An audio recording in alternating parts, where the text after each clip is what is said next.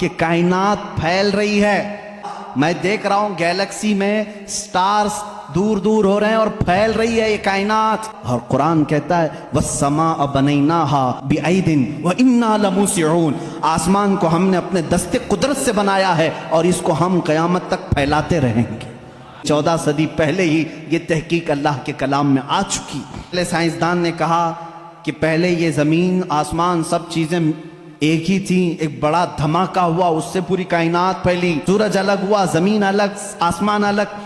اس theory کو قرآن نے خود بیان کیا ہے. اولم یر الذین کفروا ان السماوات والارض کانتا رتقا ففتقناہما. اللہ فرماتا ہے اے محبوب کیا نہیں دیکھتے وہ کافر اب بھی انکار کر رہے ہیں، زمین اور آسمان ملے ہوئے تھے، ہم نے ان کو پھاڑ کر کے الگ کیا. فتقناہما، فتق کہتے ہیں ایسا زور کا دھماکہ ہونا اور جھٹکا دینا جس سے ساری چیزیں بکھر جائیں. اور قرآن نے اس بگ بینگ کا ذکر کیا. بلیک ہول کا تذکرہ سورہ واقعہ میں موجود ہے. اللہ فرماتا ہے لا اقسم بمواقع النجوم، قسم ہے ان جگہوں کی جہاں جا کر کے ستارے فنا ہو جاتے ہیں. اس کو آج سائنسدان بلیک ہول کہتے ہیں. علم نباتات، پودوں کا علم، یہ ایک پورا باضابطہ ایگریکلچر، اس پر تو یونیورسٹیاں قائم ہیں جس میں پودوں کی نشو و نما کے متعلق تحقیقات ہوتی ہیں. اور قرآن اس کی تمام تفصیلات بتا رہا ہے. وَمِن كُلِّ الثَّمَرَاتِ جَعَلَ فِيهَا زَوْجَيْنِ اثْنَيْنِ. اللہ فرماتا ہے ہر پھل میں ہم نے میل اور فیمیل رکھا ہے. آج کے سائنس کہہ رہا ہے ہر درخت میں میل اور فیمیل ہوتے ہیں. زولوجی، جانوروں کا علم. وَمَا مِن دَابَّةٍ فِي الْأَرْضِ وَلَا طَائِرٍ يَطِيرُ بِجَنَاحِهِ إِلَّا أُمَمٌ أَمْثَالُكُمْ. ایک سائنسدان ہے، اس نے سب سے پہلے کہا جانوروں میں بھی انسانوں جیسی کچھ عادتیں ہیں، میں نے ان پر تحقیق کی ہے. اس سائنسدان نے کہا. اور رب تعالیٰ فرماتا ہے زمین میں کوئی جانور ایسا نہیں اور اڑنے والے پرندوں میں کوئی ایسا نہیں. الا امم امثالکم، وہ سب کے سب تمہارے جیسی سوسائٹی رکھتے ہیں. ان کے اپنی برادریاں ہوتی ہیں، ایک ہی خاندان کے ساتھ اڑتے ہیں، آتے ہیں، جاتے ہیں. قرآن اس بات کو پہلے بتا چکا ہے. چونٹیوں کا علم، ایک سائنسدان ہے، اس نے کہا ہے کہ چونٹیاں بات کرتی ہیں اور یہ سب ایک دوسرے کے کانٹیکٹ میں آ کر کے ہی کام کرتی ہیں. اور قرآن کہہ رہا ہے سورہ نمل پوری چونٹیوں کی سورہ ہے. اللہ تعالیٰ فرماتا حتی اذا اتوا علی واد النمل قالت نملۃ یا ایھا النمل ادخلوا مساکنکم.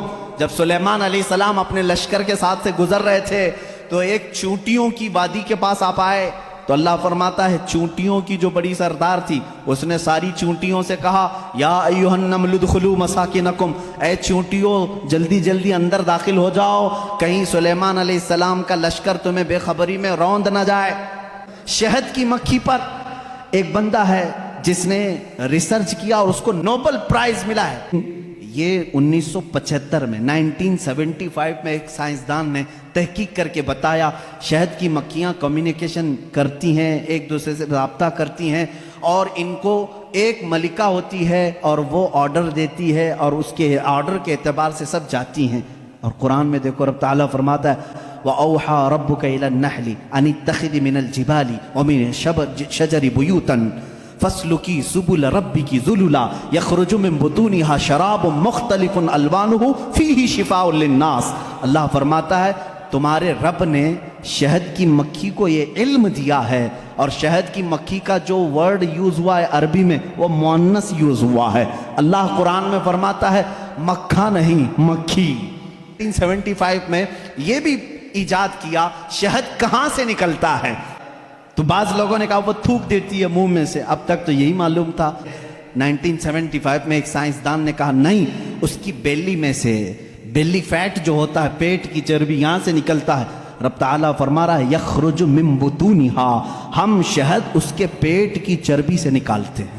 اس میں اللہ کی نشانیاں ہیں اور خود مولا نے فرمایا شفاء للناس، اس میں پوری تمہارے لیے انسانوں کے لیے شفا ہے. اللہ تعالیٰ فرماتا افلا ينظرون الى الابل كيف خلقت، تم نہیں دیکھتے کہ اونٹوں کو اللہ نے کیسے پیدا کیا. یہ کالجوں میں پڑھایا گیا ہے زولوجی کے اسٹوڈنٹس کو کہ تمام مخلوقات میں اونٹ کی تخلیق ایک سب سے الگ ہے، اس لیے کہ اس کے اندر ایسا مادہ ہے 1 مہینے تک بغیر کھائے پیے زندہ رہتا ہے.